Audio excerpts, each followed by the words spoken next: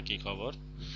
আজকে নতুন ভিডিওতে আমরা পাইথন স্ক্রিপ্টের আরো একটি ভার্সন দেখাবো, যেটা অনেক আরো বেশি হেল্প করছে আমাদেরকে আমাদের প্লাটার কোডটি রান করতে। এবং আমরা নেক্সট ভিডিওতে, যেটা আমাদের এই পুরো কোড রানিং এর পরে যে ইউআই নিয়ে বর্তমান যে অবস্থা সেটার একটা ভিডিও প্রকাশ করব সম্ভবত আগামী 2-1 দিনের ভিতর।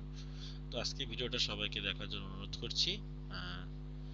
ফার্স্ট অফ অল, আজকে ভিডিওতে আমরা যদি দেখি যে আমাদের পাইথন স্ক্রিপ্টে যাই, তাহলে দেখতে পাবো যে আমরা কি করেছি, যে কোশ্চেন্স গুলো এভাবে লিখছি, অপশনস গুলো এভাবে লিখছি, এবং কারেক্ট অ্যান্সার গুলো আমরা এখন এইভাবে করে দেওয়ার চেষ্টা করছি, যেটা আহ, আপনারা হয়তো যদি বুঝতে চান তাহলে আপনাদের সহজে বুঝতে পারবো যে এখানে বিষয়টা কি হয়েছে। ওয়েট, আমরা একটা জিনিস লক্ষ্য করি, এখানে এরকম লাগতেছে কেন? আচ্ছা, তো এখানে যেটা হচ্ছে যে এই যে অ্যান্সার গুলো আমরা 0 1 2 3, এখানে 0 মানে হলো এ আনসার, 1 মানে বি, 2 মানে সি, 3 মানে ডি, এভাবে ইউজ করতেছি। কারণ আমরা অ্যারেতে যখন হিসাব করি তখন সেটা 0 থেকে হিসাব হয়, এবং আমরা পুরো রেজাল্ট বা কেউ যদি কুইজে পার্টিসিপেশন করে তখন তার রেজাল্টটা যাতে সঠিকভাবে আসে, সেজন্য আমরা এই জিনিসটা ইউজ করছি। তো আমরা নেক্সট যদি জুপিটারের পাইথনের আমাদের আজকের অপশন থেকে দেখি, সেখানে কি হচ্ছে, যে আমরা প্রথমে একটি কোড এখানে ইউজ করছি, যেখানে মূলত আমাদের অ্যাডমিন প্যানেলকে কানেক্ট করার ট্রাই করছি ফায়ারবেসের, এবং এটা কানেক্ট করার পরে আমরা যেটা করছি, আমরা কিছু পান্ডাস, এস, টিজেসন আর ফায়ারবেস অ্যাডমিন এগুলো সবই নিয়ে নিয়েছি। ফায়ারবেস অ্যাডমিন থেকে আমরা যেটা করতেছি, তার আগে আমরা যদি বলি যে স্যানিটেস্টের মাধ্যমে আমরা আসলে কি ওয়ার্ডগুলো প্রিন্টেবল রাখার ট্রাই করতেছি, যেটা আমাদের খুবই দরকার ছিল। এবং দেন কুইজ নিয়েছি, শিট, অপশনস গুলো আমরা যে অ্যারে স্ট্রাকচারে নেব সেই সিস্টেমে করে দিয়েছি। এবং আরেকটা বিষয় যেটা আমাদের খুব ইম্পর্টেন্ট ছিল, সেটা হচ্ছে যে আমরা যখন এগুলো সেভ করতেছি তখন কারেক্ট অ্যান্সারটা হচ্ছে ইন্টিজার, ইন্টিজার হিসেবে সেভ করাটা করতেছি ফায়ারবেসে, এন্ড দেন এগুলো এভাবে করে সেভ হয়ে যাচ্ছে।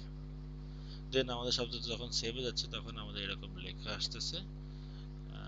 সো এটা আমরা যখন আমরা আমাদের ফায়ারবেস প্যানেল দেখানো ট্রাই করব, তখন আমাদের বাংলাদেশ এক্সাম্পের আমরা যদি একটু লক্ষ্য করি, যে বাংলাদেশ এক্সাম্পে যদি আমরা যাই, একটু নেটের সমস্যা, বাংলাদেশ এক্সাম 2 তে এই দেখেন আমাদের কোশ্চেন্স গুলো যখন আমরা দেখতেছি, তখন আমরা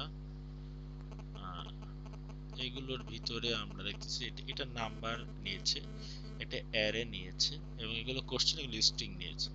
সো আমরা এই পুরো ফাংশনালিটিসটা এখানে করেছি যাতে এগুলো আমাদের নিজের হাতে করা না লাগে। ফলশ্রুতি কি হচ্ছে, এই জিনিসগুলো অটো করার কারণে আমাদের সময় বাঁচতেছে।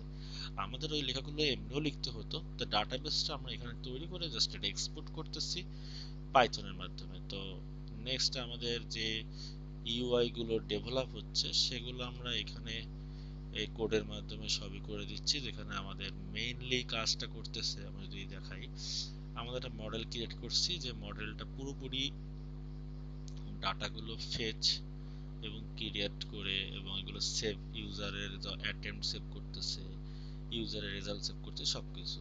কুইজ, এবারে কুইজ লিস্ট, যেখানে আমরা যে যেগুলো এক্সাম থাকবে সব এক্সামগুলো আমরা এখানে দেখাতে পারতেছি, এখানে সেগুলোর সিস্টেম করা আছে।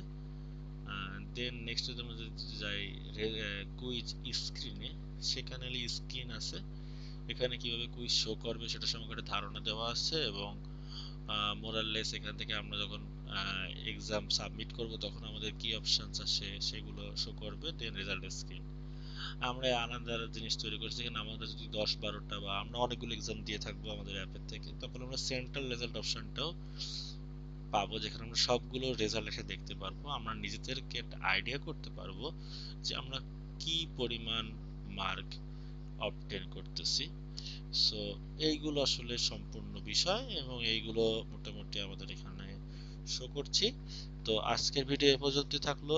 নেক্সট ভিডিওতে আমরা ইউআই সহ দেখার ট্রাই করব, এবং নতুন কোনো কিছু আমাদের অ্যাপে ইনক্লুড করলে সেটাও দেখাবো। ধন্যবাদ সবাইকে।